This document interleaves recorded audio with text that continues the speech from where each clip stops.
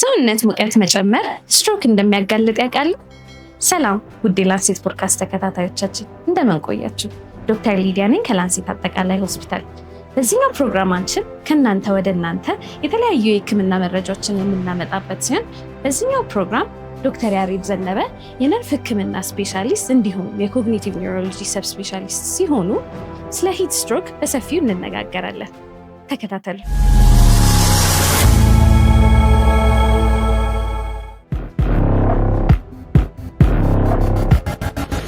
ጥሩ እንግዲህ የሂት ስትሮክ ወይ ደግሞ እንዳልሽው በተለምዶ ሙቀት መታኝ የሚባለው ብዙ ሰዎች አካባቢያቸው ላይ በጣም ከባድ የሆነ ሙቀት ሲኖርና ሰውነታችን ያን ሙቀት ለመቋቋም የሚጠቀምበት ሜካኒዝም ከአቅም በላይ ሲሰራና እክል ሲገጥመው ከዛም ተያይዞ ደግሞ በዋናነት የአንጎላችን ላይ ያለው የነርቭ ስርዓት እክል ገጥሞት ሰዎቹ ራሳቸውን ስተው አልፎ አልፎ ባህሪ ተቀይሮ ኮማ ውስጥ ሆነው ሲመጡ ሂት ስትሮክ ተከሰተ ይባላል። ሂት ስትሮክን እንግዲህ በተለምዶ ከምናውቀው ሌሎች አይነት ስትሮክ የሚለየው ምንድነው? በተለምዶ ስትሮክ የሚለውን ስም እንጠቀማለን፣ ግን ስትሮክ ወይ በተለምዶ ሁላችን የምናውቀው ስትሮክ አይነት የደም ስር መቋረጥ ወይ ደግሞ የደም ስር መፈንዳት ተከስቶ ነርቮች እክል ሲገጥማቸው ነው። ይሄንኛው ግን ከደም ስር ጤና ጋር በቀጥታ የሚያያዝ አይደለም። በዋናነት አንጎላችን ሙቀት ተረድቶ ያን ሙቀት ሰውነታችን እንዲቋቋም የሚያደርግበት የማላብ ደም ስር የማስፋት አይነት ስራዎች እክል ሲገጥማቸውና ሰውየው የነርቭ እክል ሲገጥመው ነው። ስለዚህ ሁለቱም ለጤና አስጊ ወይ ደግሞ ለህይወታችን አስጊ የሆኑ ድንገተኛ የጤና ችግሮች ናቸው። ነገር ግን የሚከሰቱበት ቦታና የሚያጠቁት የሰውነት ክፍል አይነትም የተለያየ መሆኑን በዚህ አጋጣሚ ልናውቅ ይገባል ማለት ነው።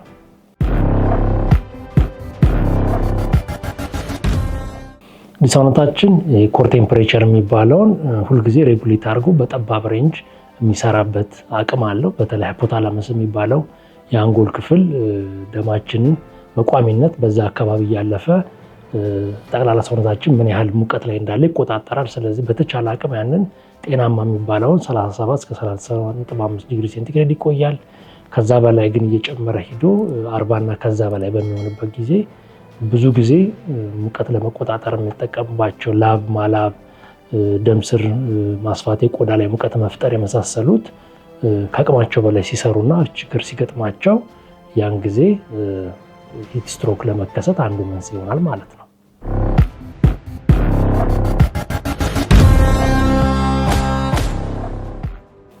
እንግዲህ ህመሙ ወይ ምልክቱ ሲጀምር ብዙ ሰዎች በቀላል ምልክት ይጀምራቸዋል። በተለይ አይነቶቹ ኤግዘርሽናል የሚለው በጣም ሙቀት ቦታ ላይ ስራ ስንሰራ፣ ስፖርት ስንሰራ ወይ ሩጫ፣ የጉልበት ስራ በሚሰሩ ሰዎች ላይ ብዙዎቻችን ማላብ፣ ሰውነት ሙቀት መጨመር ይኖረናል። ያ ሙቀት እና ማላቡን ግን ወደ መፍትሄ ካልሰጠን፣ ወደ ቀዝቃዛ ቦታ ካልሄድን፣ በቂ ፈሳሽ ካልወሰድን ወደ ድካም፣ ማጥወልወል መሄድ፣ ከዛም አልፎ ደግሞ ማስመለስ፣ ራስ ምታት፣ ማዞር እያለ እየባሰ ሂዶ ደግሞ ራስ ወደ መሳት፣ ባህሪ ወደ መቀየር፣ ሲከፋም እስከ ህልፈተ ህይወት ሊደርስ ይችላል። ሌላኛው ደግሞ ልክ እንደዚሁ ኤግዘርሽናል ያልሆነ ደግሞ የሚባል በተለይ እድሜያቸው የገፉ በጣም ጨቅላ ህፃናት ወይ ደግሞ ሌላ ተጓዳኝ ህመም ያለባቸው የስነ አእምሮ እክል ያለባቸው ሰዎች ላይ ደግሞ ሙቀት ባይፈጥሩም ግን ከባቢያቸው በመሞቁ ብቻ ሰውነታቸው ቀዝቃዛ ውሃ መውሰድ ወይ ደግሞ ልብሳቸውን አውልቆ ማቀዝቀዝ ስለማይችሉ ይህንን መቆጣጠር የሚችለው ሰውነት ክፍል እክል ይገጥመውና እነሱ ላይ ደግሞ ከማላብ ይልቅ እንዲሁም ቆዳቸው የመድረቅ፣ ከዛ በኋላ ግራ መጋባት፣ ራሳቸው መቀበጣጠር ማምጣት፣ የተለየ ነገር የማየት መምሰል፣ መጨረሻ ላይ ደግሞ ቅድም እንዳልነው ወደ መንቀጥቀጥ፣ ወደ ራስ መሳት የሚሄድ እድል አለው ማለት ነው።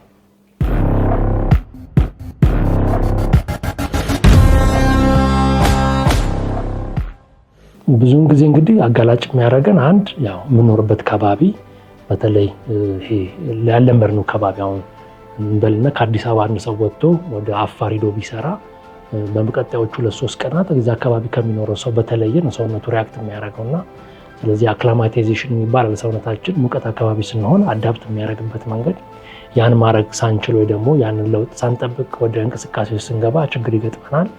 ሌላው ያው ቅድም እንዳልኩት ተጓዳኝ ህመም ያላቸው እድሜያቸው በጣም የገፉ ወይ ደግሞ በጣም ጨቅላ ህፃናት፣ ከመጠን በላይ ውፍረት ያላቸው ሰዎች፣ በተለያየ ምክንያት ውሃ መውሰድ የማይችሉ ደግሞ ሰውነታቸው በቂ ፈሳሽ የሌለው አካል ብቃት እንቅስቃሴ የማይሰሩ እንዲሁም የእንቅልፍ ችግር፣ በጣም ድካም ያለባቸው ሰዎች ይሄ ህመም ጎልቶ እንዲታይ ያደርጋቸዋል ማለት ነው።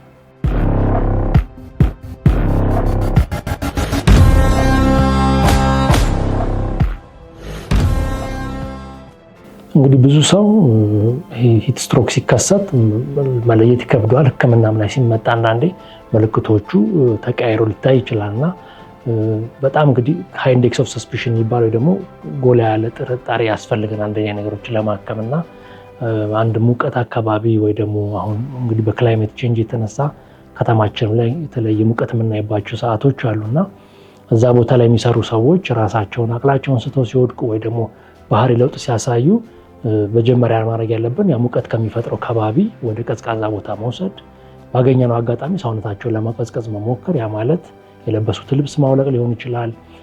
ማራገቢያ ይዞ ማራገብ ወይ ደግሞ ፋን ወይ ኤሲ ያለበት ክፍል ውስጥ በመክተት ሰውነታቸው ቅዝቃዜ እንዲያገኝ ማድረግ። ራሳቸውን ሳይስቱ ወይ ደግሞ ንቃታቸውን እንደጠበቀ ከሆነ ደግሞ ቀዝቃዛ ውሃ እንዲወስዱ ማድረግ። ሰውነታቸው ላይ በጣም እንደ በረዶ ያሉ በረዶ ቅዝቃዛነት ያላቸውን ነገሮች ማድረግ ወይ ደግሞ በበረዶ ውሃ የተነከረ ፎጣ አድርጎ አብዛኛው ሰውነት ላይ ሙቀቱ ከሰውነታቸው እንዲለቅ ማድረጊያ መንገድ ይኖረናል። ከዛ በተጨማሪ ያው ይህንን አስቸኳይ እርዳታ ካረግን በኋላ ይህ ህመም የነርቭ ስርዓትን ብቻ ሳይሆን ኩላሊት፣ ጉበት፣ አንጀት፣ ሌሎች ወሳኝ የሆኑ ሰውነትንም ስለሚያጠቃ ቶሎ ብሎ ወደ ሆስፒታል ሄዶ እነኛ ሰውነት ክፍሎች ከዘላቂ ጉዳት መመለስ የሚቻልበትን ህክምና ማድረግ ይቻላል ማለት ነው።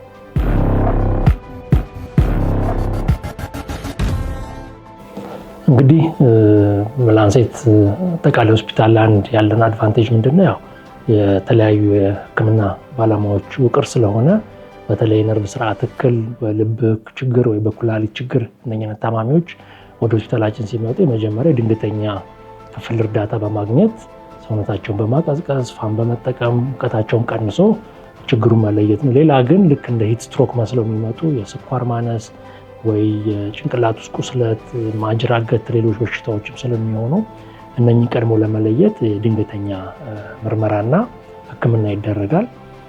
ከዛ በተጨማሪ ህይወት አድን የሆኑ በተለይ የስኳር ችግር ማስተካከል፣ በጣም በሚያልመን ጊዜ ከሰውነታችን የሚቀንሱ ንጥረ ነገሮች እንደ ጨው የመሳሰሉትን ቶሎ ለይቶ በማስተካከል ህይወት ማዳን ይቻላል። አልፎ አልፎ የጉዳት መጠኑ ጎላ ብሎ ኩላሊታቸውን፣ አንጀታቸውን አቁስሎ ደግሞ ሲመጣ በጽኑ ህሙማን በማስተኛት አስፈላጊ የሚሆን የኩላሊት እጥበት፣ የአንጀት የማከምና የነርቭ ስርዓቱን የማስተካከል ህክምና ማድረግ ይቻላል ማለት ነው በእኛ ተቋም።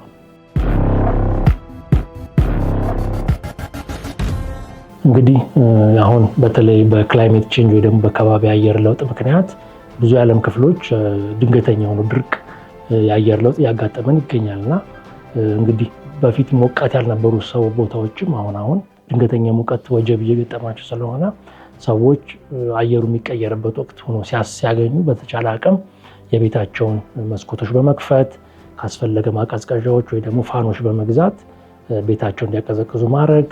በተለምዶ ወደ ምዕራብ ኢትዮጵያ እንደ ጋምቤላ የመሳሰሉት ላይ ደግሞ እንደምናየው በጣም ሙቀት ወቅት በሚሆን ጊዜ ሰዎች ስራም አይገቡም። የዛ ወቅት ዛፍ ጥላ ስር ከቤት ውጭ በመሆን ሰውነታቸው እንዲቀዘቅዝ ማድረግ ያስፈልጋል።